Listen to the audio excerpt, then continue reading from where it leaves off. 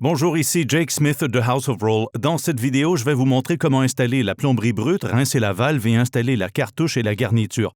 Ce faisant, je mettrai en évidence quelques principaux avantages et caractéristiques du système à 5 options R45. La plomberie brute du R45 prend en charge 2 cartouches. Une cartouche peut disposer de 3 options dédiées et est considérée comme étant très efficace pour les États qui économisent l'eau, comme la Californie. L'autre cartouche peut disposer de ports partagés et jusqu'à 5 options. L'ébauche est la même et la cartouche correspondant à votre installation est livrée avec la garniture. Les valves sont en laiton massif et fabriquées au Canada.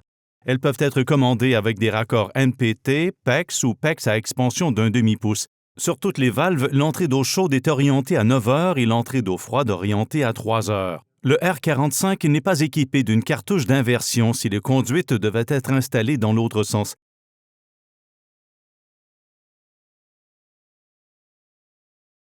Il s'agit de la baie des montants. Ce modèle est en bois, mais il est possible de voir sur le terrain des installations sur des panneaux métalliques de 2x4. La première caractéristique est une protection contre le plâtre qui protège la valve après l'installation et pendant le montage de la surface solide ou des tuiles. Un plombier évaluera le mur fini et positionnera la lisse en conséquence. La profondeur d'installation est de 2 pouces minimum et de 3/4 de pouce maximum, et si nécessaire, des kits d'extension de 3/4 pouces et 1/4 pouce sont disponibles. La protection comporte des indications qui montrent clairement les mesures minimales et maximales. Les butées sont en position ouverte lors de leur retrait du boîtier. Pour actionner les butées, utilisez un tournevis à fente. Les butées sont ouvertes lorsque les récepteurs à fente sont orientés à 3 heures et 9 heures. Dans ce cas, il suffit de les tourner à 12 et 6 heures pour passer en position fermée. Vous remarquerez la présence d'un bouchon de service qui permet de rincer la valve avant l'installation de la cartouche thermostatique. La cartouche sera fournie avec la garniture. Il s'agit d'une mesure permettant de gagner du temps et d'éviter d'endommager la cartouche avant le rinçage.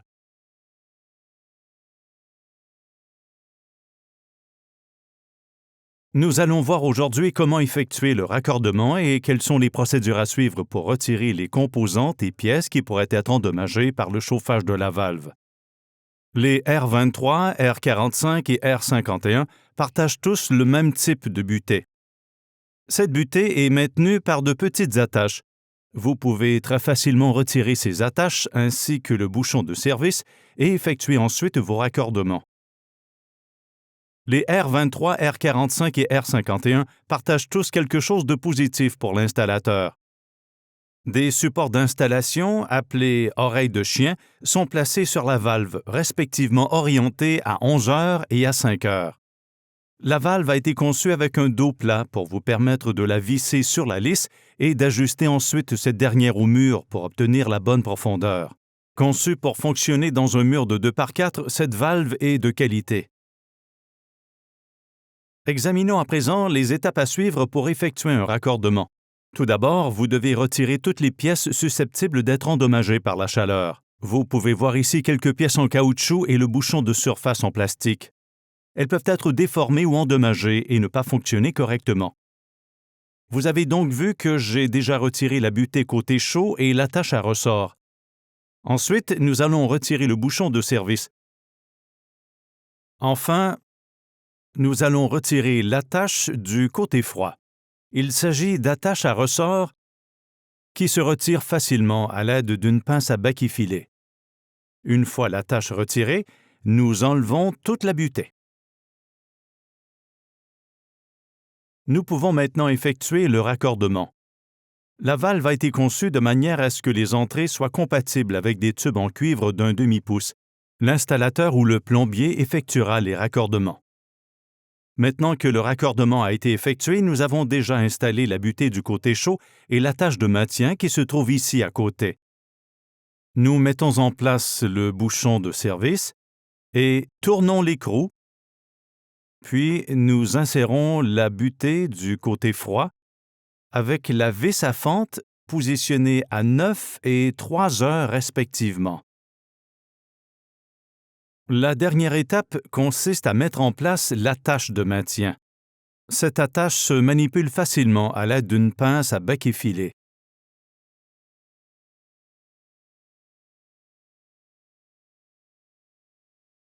Une fois que tout est à nouveau assemblé, nous pouvons maintenant l'installer dans la baie des montants.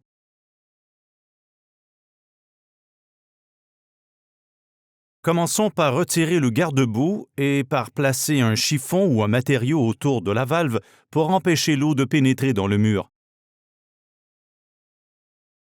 Prévoyez de la place pour accéder au butée.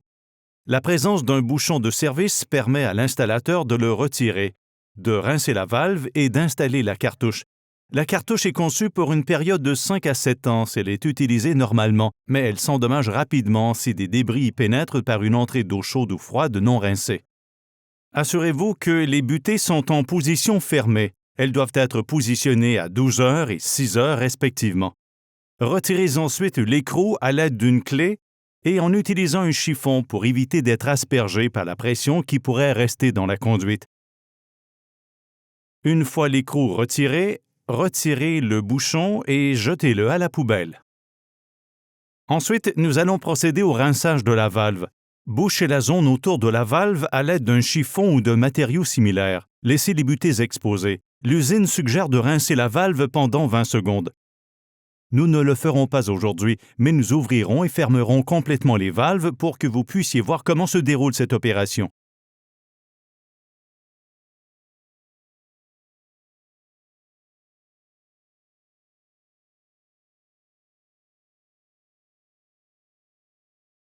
Maintenant que la plomberie brute est complètement rincée, nous pouvons maintenant installer la cartouche.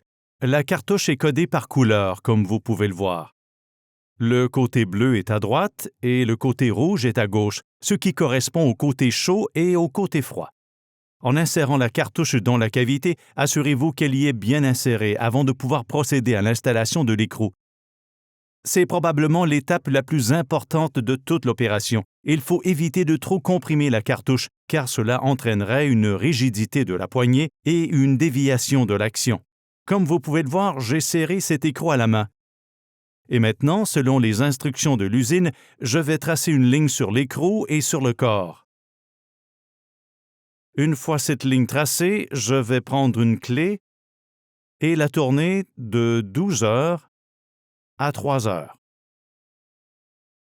Nous pouvons la tourner beaucoup plus en profondeur, mais comme je l'ai dit, nous ne voulons pas le faire car cela entraînera une surcompression de la cartouche elle-même et il sera difficile d'actionner le déviateur et le contrôle du volume.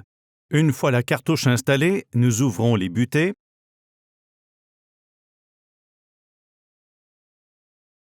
et nous nous assurons que l'eau arrive bien jusqu'à la cartouche. Comme vous pouvez l'entendre, il y a de l'eau qui passe par là. Une fois que la cartouche est opérationnelle, nous pouvons installer la garniture.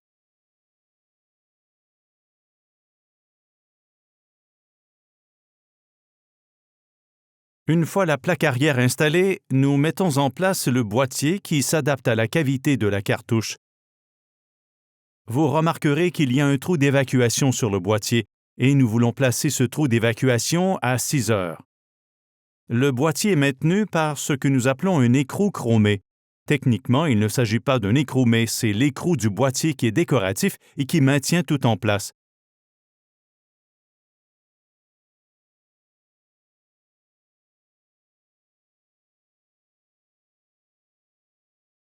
La prochaine étape consiste à installer la plaque au mur. Vous verrez qu'il y a un 1, un 2 et un 3 correspondant à chacune des options ici présentes et nous voulons que vous mettiez ceci, puis vous verrez ensuite un logo en bas placé à 6 heures. Ensuite, nous avons la pièce de garniture du déviateur elle-même. Vous remarquerez qu'il y a une vis plus longue en bas correspondant dans ce cas à une poignée et une clé Allen plus courte en haut. Comme vous pouvez le voir, il suffit de placer la clé Allen se trouvant en bas à 6 heures et de la serrer à l'aide d'une clé polygonale de 2 mm. D'abord un peu au-dessus, puis un peu en dessous.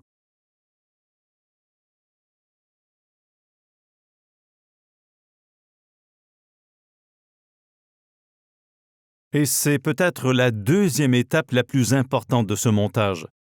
Ces clés Allen maintiennent la poignée de déviation en place. Elles doivent être fermement fixées. Dans le cas contraire, tous les éléments assemblés pourront glisser, ce qui pourrait causer des difficultés au moment de faire correspondre la poignée à chacune des options figurant sur la plaque elle-même. Vous devez vous assurer qu'elle est dans une position solide. Nous allons maintenant passer à l'installation de la poignée de déviation. Elle se place à 6 heures. Ensuite, nous avons le cache-vis qui est placé en haut. Il couvre la clé Allen du haut. Puis, nous avons le capuchon. Dans ce cas, le capuchon est à pression et vous verrez que le logo de la température y figure. Il faut veiller à ce que le logo de la température soit lisible et que les flèches soient orientées vers le haut.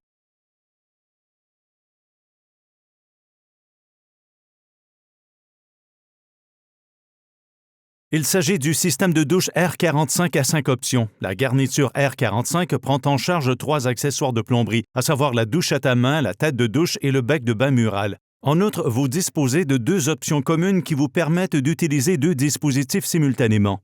Chaque option dédiée est activée par le déviateur lorsque la poignée tourne en fonction des marquages sur la plaque.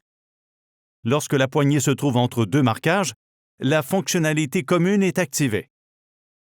Dans ce cas, la tête de douche et le bec de bain mural fonctionnent ensemble. La poignée sert à la fois de déviateur et de contrôle du volume. Je peux faire passer le remplissage du bec de bain mural de 100% à 50%, puis à l'arrêt. Les 5 options peuvent être activées en tournant la poignée dans le sens horaire, comme vous venez de le voir, ou dans le sens anti-horaire. En tournant dans le sens anti-horaire, dans ce cas, nous activons la douchette.